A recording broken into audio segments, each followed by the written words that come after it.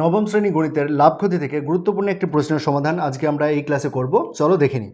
প্রশ্নটা বলেছে, ফিরোজ চাচা একটি প্যান্টে 20% লাভ এবং একটি জামা 15% লাভে বিক্রি করে মোট 719.50 টাকা পেলেন। তিনি যদি প্যান্টটি 25% লাভে এবং জামাটি 20% লাভে বিক্রি করতেন, তাহলে তিনি আরও 30.50 টাকা বেশি পেতেন। প্যান্ট ও জামার ক্রয় মূল্য নির্ণয় করো।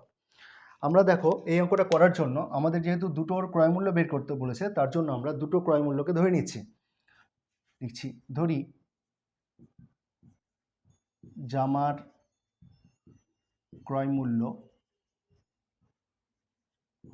সমান x টাকা ও এবং প্যান্টের ক্রয় মূল্য সমান y টাকা। এটা আমরা ধরে নিলাম।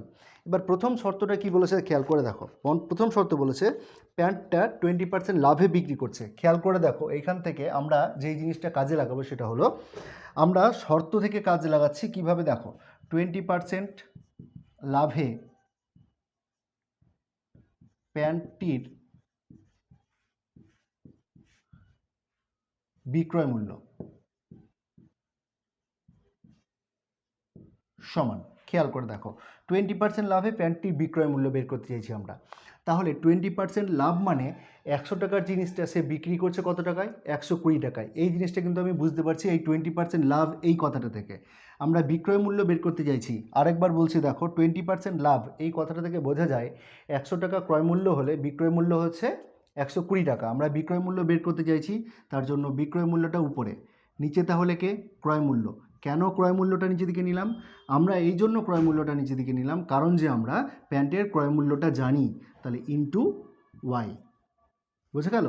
এইবার দেখো, তাহলে এটা হয়ে যাবে 0 0 কেটে দিলাম, তাহলে 12y/10 টাকা।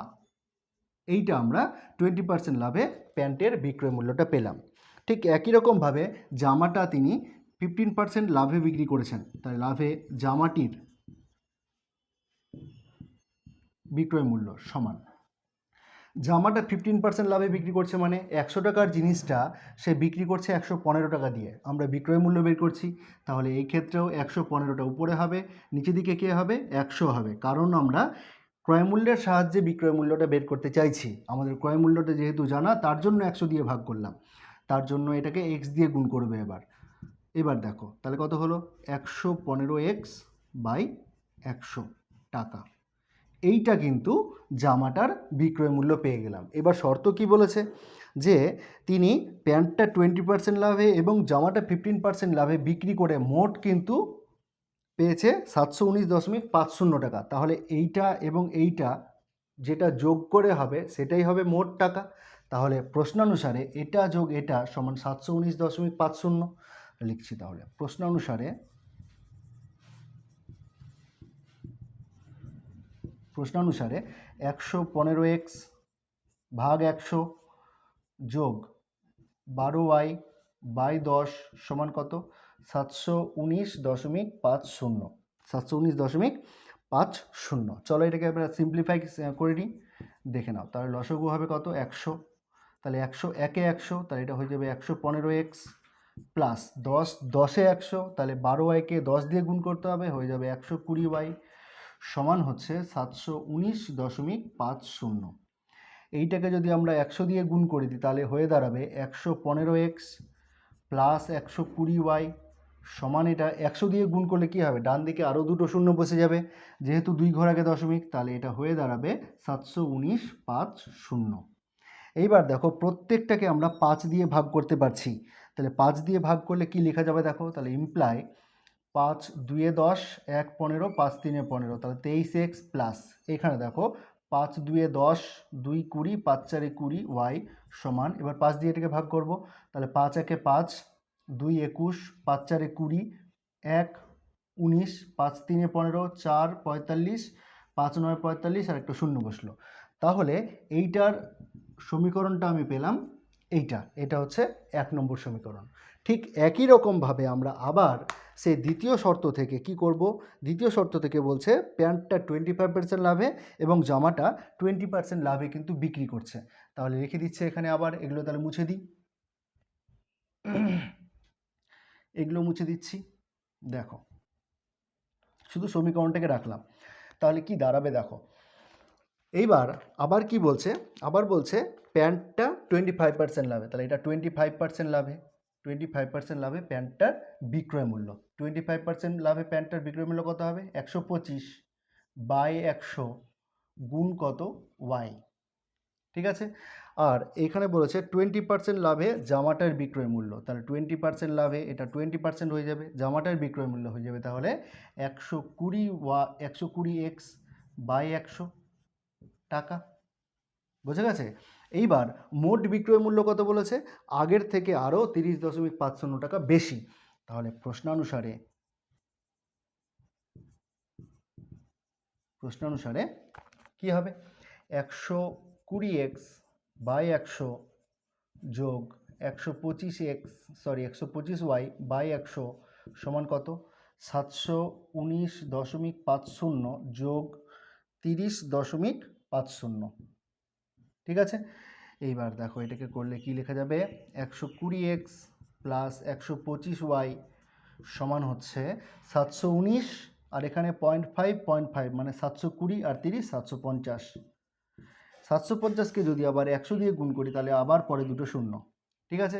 এইবার এইটাকে আমরা 5 দিয়ে কাটাকুটি করে নিচ্ছি। দেখো তাহলে এখানে লেখা যাবে 5 2 10, 5 4 20, 24x প্লাস 5 25 125, তাহলে y ইকুয়ালস টু 5 15 75 মানে 15,000। এটা হচ্ছে 2 নম্বর সমীকরণ। এইবার 1 নম্বর সমীকরণ এবং 2 নম্বর সমীকরণ দুটো আমরা যে কোনো একটা পদ্ধতিতে সমাধান করে নেব। আমি উপর দিকে মুছে দিচ্ছি, দেখে নাও। তাহলে দুটো সমীকরণ পরপর লিখি আগে। তাহলে এটা হচ্ছে 23x প্লাস 24y সমান 14,390।